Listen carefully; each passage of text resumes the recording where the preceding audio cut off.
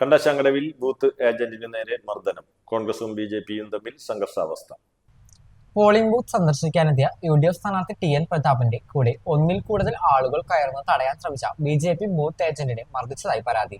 എന്നാൽ TN പ്രതാപന് നേരെയാണ് കയ്യേറ്റ ശ്രമം ഉണ്ടായതെന്ന് പ്രതാപൻ പറഞ്ഞു. രാവിലെ 10:30ഓടെയാണ് കണ്ടശങ്കടവ് SH ഓഫ് മേരീസ് കോൺവെന്റിലെ 205-ാം നമ്പർ ബൂത്ത് സന്ദർശിക്കാൻ എത്തിയപ്പോഴാണ് സംഭവം. കൂടെ ഉണ്ടായിരുന്ന കോൺഗ്രസ് പ്രവർത്തകർ ഇയാളെ ബൂത്തിൽ നിന്നും പിടിച്ചുവലിച്ച് പുറത്തേക്ക് കൊണ്ടുപോവുകയായിരുന്നു. സ്ഥാനാർത്ഥിയുടെ പരാതിയെ തുടർന്ന് പോലീസ് ഇയാളെ കസ്റ്റഡിയിലെടുത്തു. തുടർന്ന് വാഹനത്തിൽ കയറ്റിയതോടെ BJP പ്രവർത്തകർ വാഹനം തടഞ്ഞത് സംഘർഷാവസ്ഥയ്ക്ക് വഴിവെച്ചു. പ്രവർത്തകനെ സ്റ്റേഷനിലേക്ക് കൊണ്ടുപോകാതെ ആശുപത്രിയിലേക്ക് കൊണ്ടുപോകണമെന്നായിരുന്നു BJPയുടെ ആവശ്യം. പ്രവർത്തകനെ വാഹനത്തിൽ നിന്നും മോചിപ്പിക്കാനും ശ്രമമുണ്ടായി. ഇതോടെ പോലീസും BJP പ്രവർത്തകരും തമ്മിൽ ഉന്തും തള്ളുമായി. ഇത് സംസ്ഥാന പാതയിൽ ഏറെ നേരം ഗതാഗതം തടസ്സപ്പെടുത്തുവാനും ഇടയാക്കി. പിന്നീട് കൂടുതൽ പോലീസും കേന്ദ്രസേനയും എത്തിയാണ് പ്രവർത്തകരെ സ്ഥലത്ത് നിന്ന് മാറ്റി രംഗം ശാന്തമാക്കിയത്.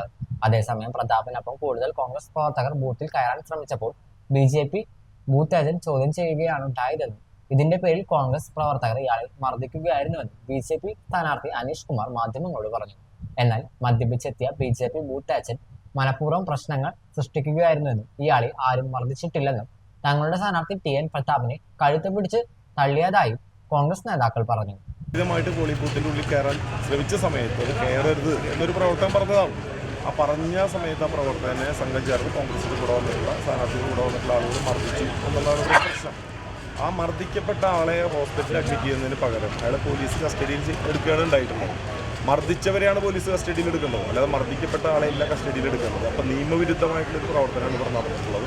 അതിനുള്ള പ്രതിഷേധമാണ് ഞങ്ങളുടെ പാർട്ടി പ്രവർത്തകർ ഇവിടെ പ്രകടിപ്പിച്ചത്. പോലീസ് പക്ഷപാതപരമായിട്ട് വിഷയത്തിൽ ഇടപെടുന്ന സാഹചര്യമുണ്ട്. പോലീസ് പക്ഷം പിടിക്കാൻ പാടില്ല. നിഷ്പക്ഷമായിട്ട് നീതി നടപ്പാക്കേണ്ടവരാണ് പോലീസ്. ഇവിടെ ഒരാൾ മർദ്ദിക്കപ്പെട്ട ഒരാളെ ഏകപക്ഷീയത്തിൽ പിടിച്ചുകൊണ്ടുപോവുക, മർദ്ദിച്ച ആളുകൾ സ്വൈരവിഹാരം നടത്തുക, അത് നീതികേടാണ്. അതിന് ശക്തമായിട്ടുള്ള പ്രതിഷേധം BJP അറിയിക്കുകയാണ്.